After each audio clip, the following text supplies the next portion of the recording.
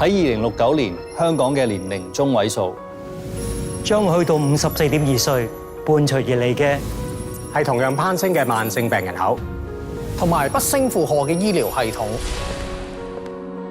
為咗應對呢一個挑戰，防患於未然，一個由跨專科醫生組成嘅糖心腎抗感染聯盟，希望提高公眾嘅健康意識，並建議成人接種預防疫苗，包括帶狀疱疹病毒，俗稱生蛇。喺香港，平均每3個人之中就有1個人曾經生蛇，都好普遍喎。生蛇咧係由水痘帶狀疱疹病毒引起。如果細個嗰時出過水痘咧，病毒就會潛伏喺我哋嘅神經系統入邊。當身體嘅免疫力轉差咧，病毒就會趁機變得活躍啦，襲擊我哋嘅神經線，而導致生蛇。有調查就發現咧，長期病患者生蛇嘅風險比起正常人咧係高30%。長期病患者響生蛇之後康復10年內復發機會咧嘅風險係增加咗10%至到17%。原來本身有長期慢性病會比一般人更加容易生蛇㗎。係啊，另一方面，生蛇呢件事亦都會增加我哋患上其他疾病嘅風險，例如心血管疾病。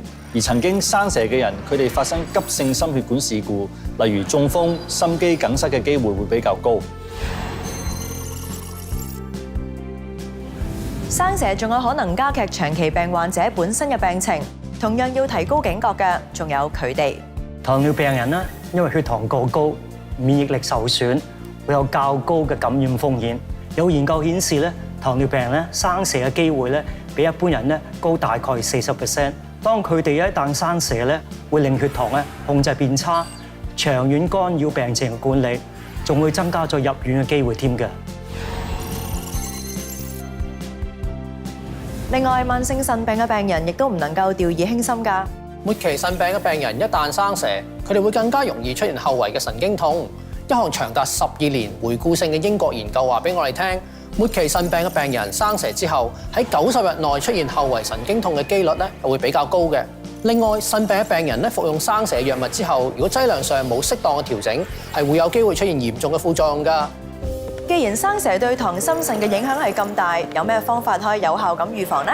最有效預防生蛇嘅方法就係接種帶狀疱疹疫苗，俗稱蛇針。不過大家對接種疫苗嘅意識咧就比較低啦。我哋睇翻一個調查，對象係香港50歲以上嘅人士，當中有近80%咧都係長期病患者，但係只有2.8% 人咧係打咗針嘅。與此同時，有接近一半嘅人表示並唔擔心自己會生蛇，覺得都冇咩必要打針啫，情況都令人好擔憂㗎。所以我哋希望大家可以多啲認識生蛇，主動啲去預防感染，盡早接種帶狀疱疹疫苗。糖心腎抗感染，接種疫苗，守護健康。